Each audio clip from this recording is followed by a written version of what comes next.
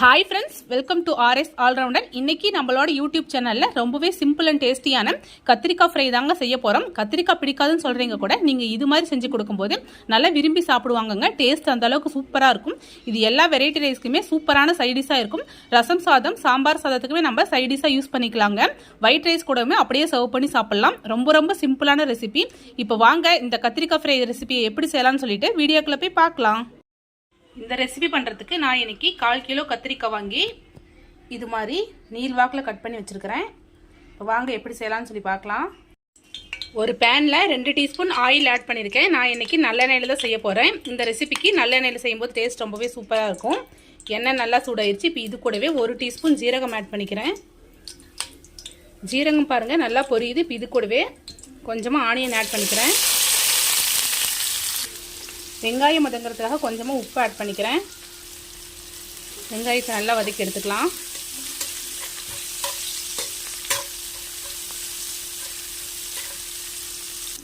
இது கூடவே ஒரு கொத்து கருவேப்பிலை ஆட் பண்ணிக்கிறேன். கொஞ்சமாக பெருங்காயத்தூள் ஆட் பண்ணிக்கிறேன். வெங்காயம் நல்லா வதங்கிடுச்சு. இப்போ இது கூடவே கட் பண்ணி வச்சுருக்கிறேன் கத்திரிக்காய் ஆட் பண்ணிக்கலாம்.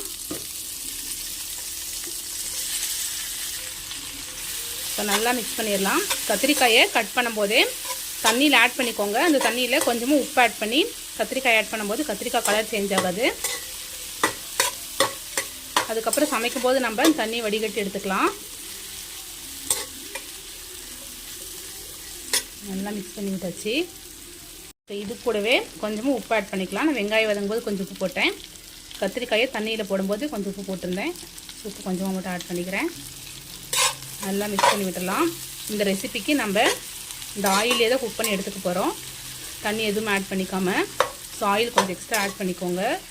கத்திரிக்காய் நல்லா மிக்ஸ் பண்ணி விட்டாச்சு. இப்போ இது கூடவே கொஞ்சமாக மஞ்சள்தூள் ஆட் பண்ணிக்கலாம். அதையும் நல்லா மிக்ஸ் பண்ணிடலாம். மிக்ஸ் பண்ணிவிட்டு அடுப்பை மீடியம் ஃப்ளேமில் வச்சுக்கிட்டு கத்திரிக்காயை ஒரு 5 நிமிஷம் நல்லா குக் பண்ணி எடுத்துக்கலாம்.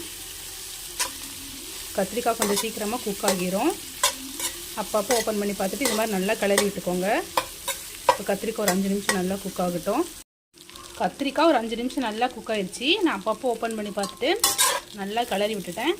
இது கூடவே தேவையான மசாலா ஆட் பண்ணிக்கலாம். 1 டீஸ்பூன் தனியா ஆட் பண்ணிக்கிறேன்.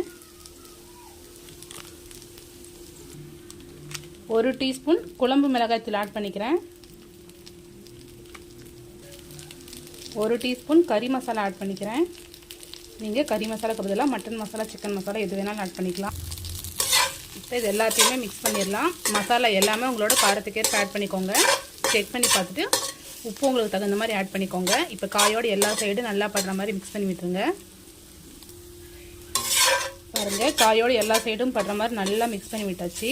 இது ரொம்ப ரொம்ப சிம்பிளான ரெசிபி. எல்லா வெரைட்டி ரைஸ்க்குமே சைடிஷாக யூஸ் பண்ணிக்கலாம். ரசம் சாதம், சாம்பார் சாதத்துக்கு ரொம்ப ரொம்ப சூப்பராக இருக்கும்.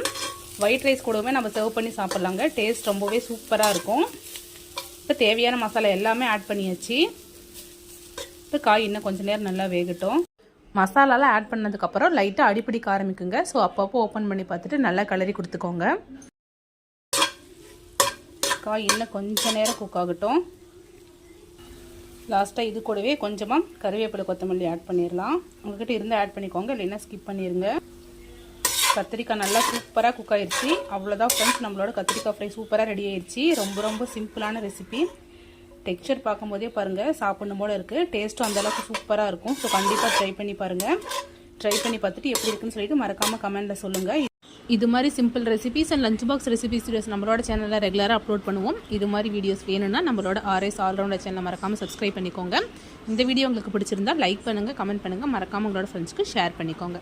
தேங்க்யூ ஃப்ரெண்ட்ஸ், தேங்க்ஸ் ஃபார் வாட்சிங்.